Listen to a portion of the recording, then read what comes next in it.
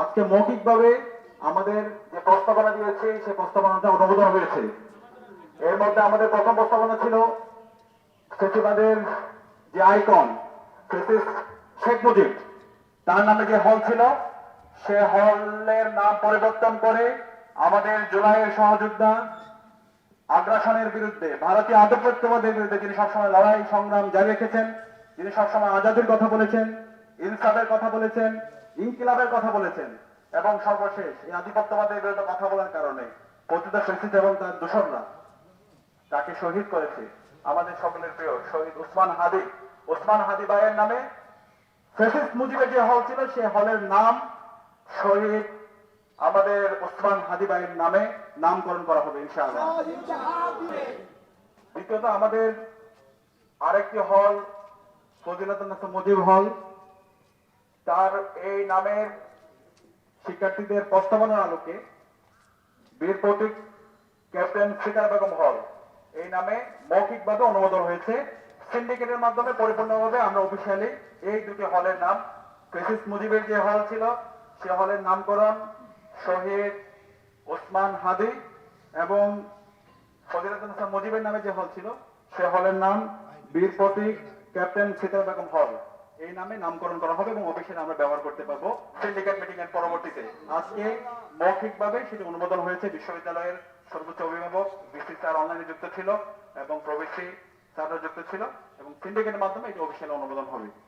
একই সাথে আমরা আরো 3টি আমাদের স্থাপনা আছে, এখানে কর্মকর্তাদের যে ভবন আছে সেখানে 2টা ভবন, বঙ্গবন্ধু টাওয়ার এবং শেখ রাসেল টাওয়ার, এই দুটিরও নাম পরিবর্তন করা হবে এবং অংশীজনদের সাথে বসে নামের প্রস্তাবনা আমরা ঠিক করে এটা ফাইনালি সিন্ডিকেটের মাধ্যমে পাস হবে। এবং আরেকটা হোস্টেল আছে সুলতানা কামাল হোস্টেল, সেই হোস্টেলের নামও পরিবর্তন হবে শিক্ষার্থীদের থেকে প্রস্তাবনা এবং অংশীজনদের সাথে আলাপের মাধ্যমে এই নামও পরিবর্তন হবে। সব মিলিয়ে যে 5টি স্থাপনা আছে ফেসিবাদের আইকনদের নামে সেগুলো পরিবর্তন হয়ে নতুন ভাবে আমাদের যারা জুলাইয়ের আকাঙ্ক্ষা ধারণ করে এবং আমাদের সবার মতামতের ভিত্তিতে যেই নামগুলো ফাইনাল হবে সেগুলোই বিশ্ববিদ্যালয়ের সিন্ডিকেটের মাধ্যমে সেগুলো অনুমোদন হয়ে সেগুলো আমরা ব্যবহার করবো ইনশাআল্লাহ। খুনি হাসিনাকে ভারত থেকে বাংলাদেশে এনে তাকে তার বিরুদ্ধে যে রায় এসেছে সেই রায় কার্যকর করতে হবে এবং এই রায় কার্যকর আমরা দ্রুত সময়ের মধ্যে দেখতে চাই। একই সাথে আমাদের ওসমান হাদি ভাইকে যারা শহীদ করেছে, যারা হত্যা করেছে, এই হত্যাকারীদের মধ্যে ইন্টেলিজেন্সের মধ্যে ঘাটতি নিয়ে বসে আছে। আজকে ইন্টেলিজেন্স ফাংশন করছে না। আজকের ইন্টেলিজেন্স যদি ফাংশন করতো তাহলে এই এত বড় অপরাধ হতে পারতো না। এরকম এই যারা ঘাটতি মেরে বসে আছে সবাইকে আইডেন্টিফাই করে সবাইকে বিচার।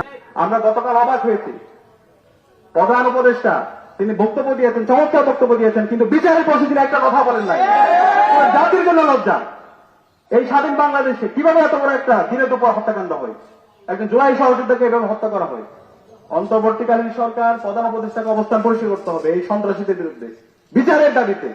না হলে আমরা দ্রুতই জুলাই যেভাবে এদেশের মুক্তিকামী ছাত্রজনতা রাজপথে নেমেছিল তার চাইতে আমরা অনেক গুণ শক্তি নিয়ে আমরা রাজপথে নেমে আমরা আমাদের এই সন্ত্রাসীদের বিচারের আমরা নিশ্চিত করবো ইনশাআল্লাহ।